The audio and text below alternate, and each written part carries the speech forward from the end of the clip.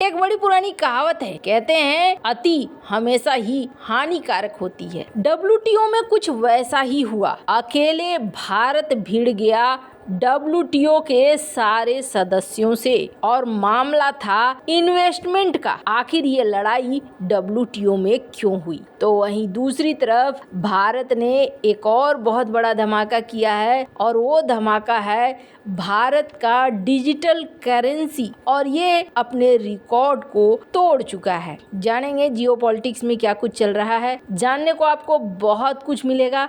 आइए जानते हैं इन खबरों को विस्तार से। एक समय आया जब दुनिया में हड़कंप मच गया। किस चीज को लेकर हड़कंप मच गया? तो हड़कंप मचा था बिटकॉइन को लेकर। बिटकॉइन एक ऐसी करेंसी आ गई सामने जिस करेंसी का फॉर्म था डिजिटल, और डिजिटल फॉर्म होने के साथ साथ ये बहुत जल्दी चर्चा में आने लगी, दुनिया भर में फैलने लगी। बिटकॉइंस को लेकर कई सारे देशों में प्रतिबंध लग गए, तो कई सारे देशों ने बिटकॉइन को स्वीकार भी कर लिया। जैसे कि हमने आपको हाल ही में बताया था, अर्जेंटीना ने बिटकॉइन को स्वीकार कर लिया। पर आप जरा सोचिए, बिटकॉइन के साथ बहुत तरह की समस्याएं थी। इसका कोई मालिक नहीं था। कहने का अर्थ ये है, कोई ऐसी गवर्नमेंट बॉडी नहीं थी जो कि नियंत्रण रख सके, कंट्रोल रख सके, कहाँ से ये पैसा आता है, कहाँ को जाता है। कोई रेगुलेटरी बॉडी नहीं है, और ये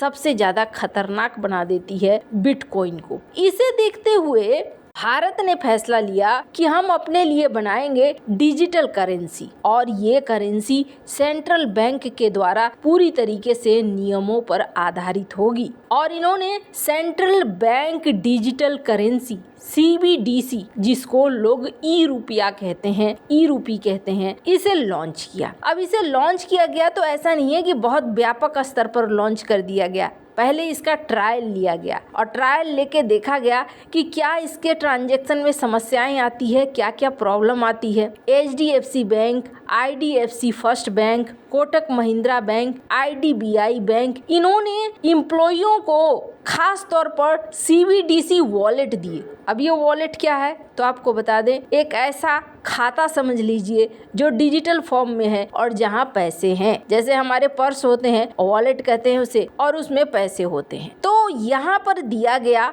और बैंकों ने कुछ इंसेंटिव देने शुरू कर दिए कि अगर आप ई रूपी में ट्रांजैक्शन करते हैं तो हम आपको इंसेंटिव देंगे। और इन्होंने एक टारगेट बनाया था, और टारगेट ये बनाया था कि हम 2023 के अंत तक कम से कम 1 मिलियन यानी कि 10 लाख CBDC के 10 लाख ई रूपी के ट्रांजैक्शन करेंगे, और देखेंगे कि इसमें क्या समस्याएं आ रही है, पूरी तरीके से ये हो पा रहा है कि नहीं हो पा रहा है। RBI ने ई रूपी का पायलट प्रोजेक्ट शुरू किया था दिसंबर 2022 में, और उस समय अक्टूबर एंड तक 25,000 ट्रांजैक्शन ही एक दिन में हो पाए थे। अब यहाँ पर CBDC को लॉन्च करने का मतलब है, एक बार आपने लॉन्च कर दिया, ये बहुत व्यापक स्तर पर फैल जाएगा। जब बहुत व्यापक स्तर पर फैल जाएगा तो इसकी हर चीज का पता होना चाहिए, और ऐसे में कम से कम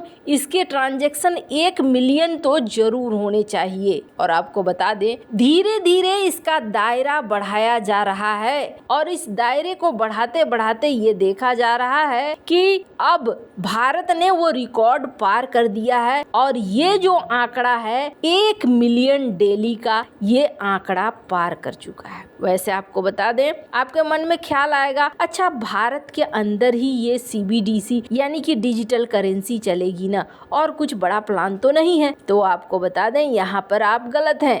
पिछले साल नवंबर महीने में RBI ने अमेरिका के साथ, हांगकांग के साथ बातचीत किया था world wide interbank financial telecommunication यानी कि society for world wide interbank financial telecommunication यानी कि स्विफ्ट से भी बात करा था। और RBI चाहती है कि हमारे डिजिटल करेंसी को स्विफ्ट के साथ भी जोड़ा जा सके। दरअसल RBI और भी बहुत सारी चीजें चाहती है। RBI चाहती है कि जैसे CBDC है, इसको आप फिजिकल नोट से भी बदल सकते हैं, जहां जरूरत पड़ा ये फिजिकल नोट की तरह भी काम आएगा, कहीं भी कोई अंतर नहीं रहेगा। ऐसा माना जाता है कि 1 मिलियन के इस टारगेट को पूरा करने का मतलब है भारत के लिए एक बहुत बड़ी सफलता और आने वाले समय में ई-रूपी यानी कि डिजिटल करेंसी का दायरा बहुत ही ज़्यादा बढ़ने वाला है। खैर, ये तो जहां एक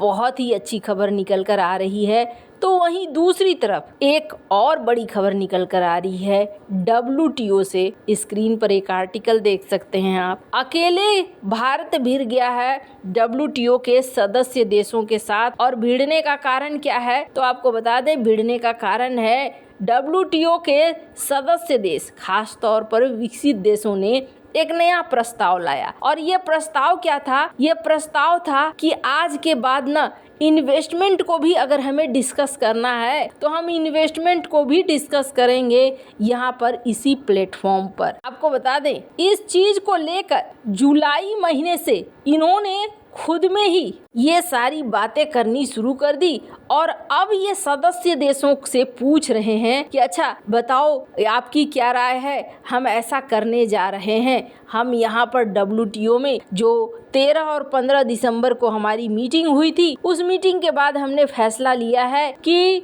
IFD यानी कि इन्वेस्टमेंट को लेकर हम बहुत सारे नियम कानून बनाएंगे, ये भी मल्टीलेटरल ट्रेड रिलेशन में आते हैं। इसके बाद भारत ने इसका बुरी तरीके से विरोध करते हुए भारत ने कहा है कि जी नहीं, इसको आप नहीं ला सकते हैं उन नियमों में। कई क्षेत्र में इन्वेस्टमेंट एक अलग चीज होती है और व्यापार एक अलग चीज होता है। अगर इन्वेस्टमेंट के बारे में बात करनी है तो ये बातें बाहर होनी चाहिए, न कि यहाँ पर होनी चाहिए। WTO के मेंबर का कहना है कि कई बार इन्वेस्टमेंट को लेकर बातचीत होती है और वो ट्रीटी फिर बाद में टूट जाती है, तो ऐसे में दिक्कत होती है, इसलिए ये मामला WTO में होना चाहिए। पर भारत का कहना है WTO के पहले के रूल में भी ये चीज नहीं है। और दूसरी चीज ये है कि जो एग्रीमेंट बनते हैं इन्वेस्टमेंट के, वो ट्रीटी के आधार पर बनते हैं। भारत नहीं चाहता है कि इन्वेस्टमेंट प्रोसेस को भी WTO के अंदर लाया जाए, क्योंकि जाहिर सी बात है अभी जब इन्वेस्टमेंट 1 to 1 बातचीत होती है तो वो ज़्यादा सफल होती है, और जैसे ही ये WTO के फ्रेमवर्क के अंदर चला जाएगा, मतलब समझ लीजिए दुनिया में एक और राजनीति चलनी शुरू हो जाएगी, जिस राजनीति के तहत फिर अड़ंगे लगने शुरू हो जाएंगे। वैसे WTO व्यापार के लिए बना है, इन्वेस्टमेंट के लिए नहीं बना है, ये बात भारत ने WTO के मुंह पर कह दी है। वैसे अब देखना होगा कि इस मामले में WTO क्या निर्णय लेता है और WTO के बाकी सदस्य क्या निर्णय लेते हैं। वैसे इन सब मामले में आपकी क्या राय है, कमेंट कर जरूर बताएं। जल्द मिलते हैं अगले वीडियो में नई खबर के साथ।